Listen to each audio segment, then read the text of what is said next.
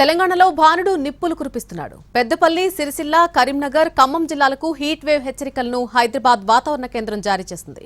మేడ్చల్, రంగారెడ్డి, హైదరాబాద్ జిల్లాలకు వామ్ night alert జారీ చేసింది. రాష్ట్ర వ్యాప్తంగా అన్ని జిల్లాల్లో హీట్ వేవ్ కొనసాగుతుందని చెబుతున్నారు ఐఎండీ సైంటిస్ట్. మా ప్రతినిధి నిఖిల్ ఫేస్ టు ఫేస్ చూద్దాం. 8 డిగ్రీల ఉష్ణోగ్రతలు నమోదైతే సేమ్ రాజస్థాన్ లాగే ఈ ఏడాది తెలంగాణలో దాదాపు 1 డిగ్రీ తక్కువ 47-47.5 డిగ్రీల ఉష్ణోగ్రతలు తెలంగాణలో నమోదవుతున్నాయి. అసలు రాజస్థాన్ పరిస్థితి తెలంగాణకి ఎందుకు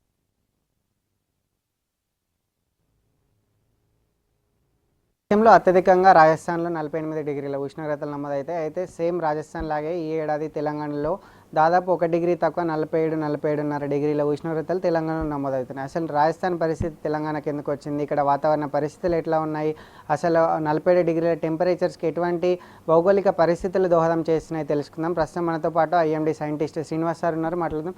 సార్ చెప్పండి, రాజస్థాన్లో లాగా తెలంగాణలో పరిస్థితులు ఎందుకు ఏర్పడుతున్నాయి, ఎందుకు ఇంత ఉష్ణోగ్రతలు నమోదవుతున్నాయి?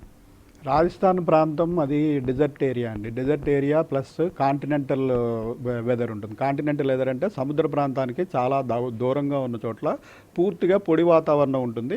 దానికి తోడు ఈ డెజర్ట్ ఏరియాలో ఏంటంటే ఈ అబ్జార్ప్షన్ ఆఫ్ హీట్ ఎక్కువ ఉండి రీరేడియేషన్ వల్ల కూడా జనరల్గా అందుకని మనకి ఇండియాలో ఎక్కువగా రాజస్థాన్లో 48 నుంచి 49-50 డిగ్రీల వరకు కూడా మనకి సివియర్ సమ్మర్లో ఈ టెంపరేచర్లు ఉంటాయి. ఈ సీజన్లో ఏంటంటే మనకి ఈ మాన్సూన్స్ ఇవి ఎట్లాగో ఈ టెంపరేచర్స్ వల్ల ఈ ఉత్తర భారతదేశంలో పెద్ద యాంటీ సైక్లోన్ అనేది 4 సముద్ర మట్టం నుంచి 4 నుంచి 5 కిలోమీటర్లో ఏర్పడటం అనేది సాధారణమైన పరిణామం.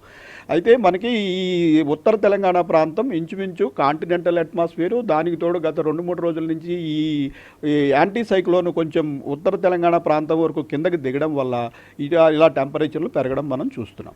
సార్ లాస్ట్ 5 ఇయర్లో కంపేర్ చేస్తే ఏదైతే సమ్మర్ ఉంటుందో సమ్మర్లో టెంపరేచర్స్ కొంచెం కూలింగ్ సమ్మర్ లాగానే కనిపించింది, కానీ గతంలో ఎప్పుడు లేనంతగా ఇప్పుడు హీట్ వేవ్స్కి ఆరెంజ్ అలర్ట్స్, రెడ్ అలర్ట్స్ జారీ చేస్తున్నారు. 47 డిగ్రీస్కి టెంపరేచర్స్ వెళ్తున్నాయి. రీజన్ ఏంటి అసలు ఈ ఇయర్ ఎక్కువగా ఉండడానికి?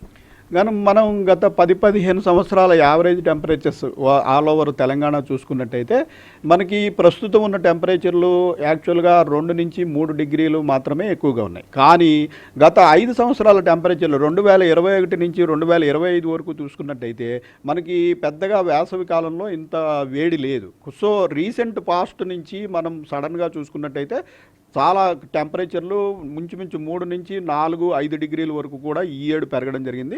అయితే ఓవరాల్గా మనం 30-40 సంవత్సరాల యావరేజ్ టెంపరేచర్ చూసుకున్నట్టయితే ఒక 2 నుంచి 3 డిగ్రీలు మాత్రమే పెంపు ఉంది. అంటే మనకి 2015 నుంచి 2021 వరకు ఇంచుమించుగా ఇదే స్థాయిలో మనకి టెంపరేచర్లు ఉన్నాయి. 2021 నుంచి 2025 వరకు మనకి ఈ పాటి టెంపరేచర్లు లేకుండా 2 నుంచి 3 డిగ్రీలు ప్రస్తుతం కంటే తక్కువే ఉన్నాయి. దానికి తోడు 2025లో మే నెలలో మనకి పెద్దగా టెంపరేచర్ లేవు, అసలు హీట్ వేవే లేదు. గత మేలో మనకి ఫ్రీక్వెంట్గా రెయిన్స్ పడిపోయినాయి. దానివల్ల మనం యాక్చువల్గా 2025 మే కూలెస్ట్ మే ఇన్ 20 ఇయర్స్ అనమాట. అది అనాలిసిస్ చేస్తే మనం 2020 నుంచి 2025 వరకు ఉన్న మే నెల టెంపరేచర్లో 2025లో మనకి లోయెస్ట్ టెంపరేచర్లు ఉన్నాయి. సో లాస్ట్ ఇయర్ మనం లోయెస్ట్ టెంపరేచర్లకు అలవాటు పడ్డాము. అలాగే గత 2021 నుంచి 25 వరకు కూడా తక్కువ టెంపరేచర్లకి వేసవకాలం టెంపరేచర్లకు అలవాటు పడి ఉన్నాము. కానీ ఈసారి టెంపరేచర్లు ఇంచుమించు 2015 నుంచి 21 వరకు ఉన్న టెంపరేచర్ల రేంజ్లోకి వెళ్ళిపోవడంతో మనకి చాలా టెంపరేచర్లు ఎక్కువగా పెరిగినట్టుగా అనిపిస్తుంది. టీచర్స్ వచ్చే మాన్సూన్ని ఏ విధంగా ఎఫెక్ట్ చేస్తాయి, అసలు వర్షాలు ఎట్లా ఉండే ఛాన్సెస్ ఉంది, ఈ ఎఫెక్ట్ వర్షాలపైన ఏమైనా పడే అవకాశం ఉందా? జనరల్గా ఇలా టెంపరేచర్లు ఎక్కువ ఉన్నప్పుడు ఇక్కడ లో ప్రెషర్ అనేది ఈ ఏరియాలో మొత్తం అంటే ఇండియా మొత్తంగా చూసినట్టయితే టెంపరేచర్లు ఎక్కువగా ఉన్నప్పుడు ఈ లో ప్రెషర్ యొక్క తీవ్రత ఎక్కువ ఉంటే వచ్చే మాన్సూన్ కూడా వేగవంతంగా రావడానికి అవకాశం ఉంటుంది. ఎందుకంటే ఇది దక్షిణార్ధగోళంలోని హై ప్రెషర్ నుంచి విండ్స్ ఈ లో ప్రెషర్ వైపుకి వస్తాయి. ఇక్కడ లో ప్రెషర్ హీట్ వల్ల మరింత ఇంటెన్స్గా మారినట్టయితే ఆ గాలుల వేగం కూడా ఉంటుంది. కానీ ఈసారి మనకి మాన్సూన్ని ప్రభావితం చేసే గ్లోబల్ అంశాలు కూడా ఉన్నాయి. అందులో భాగంగా ఎల్నినో ఉంది. ఎల్నినో అంటే మనకి పసిఫిక్ మహాసముద్ర ప్రాంతంలో ఈ తూర్పు పసిఫిక్ అలాగే మధ్య పసిఫిక్ ప్రాంతంలో జలాల యొక్క టెంపరేచర్లు పెరిగినట్టయితే మన మాన్సూన్ ఫ్లో కూడా తగ్గిపోతుంది. సో ఈసారి జూన్ నుంచి కూడా మనకి ఎల్నినో ప్రభావం ఉండటం వల్ల ఇనిషియల్గా మనకి రెయిన్స్ బాగానే పడినప్పటికీ ఓవరాల్గా మనకి 4 months రెయిన్ఫాల్ మాన్సూన్ రెయిన్ఫాల్ చూసినట్టయితే తప్పనిసరిగా ఈసారి లోటు ఉండే అవకాశం ఉంది. మొత్తంగా చూసుకోవచ్చు. ఏదైతే రాజస్థాన్ పరిస్థితులు తెలంగాణలో ఏ విధంగా అయితే నమోదవుతున్నాయో మనం సార్ చాలా వివరించారు.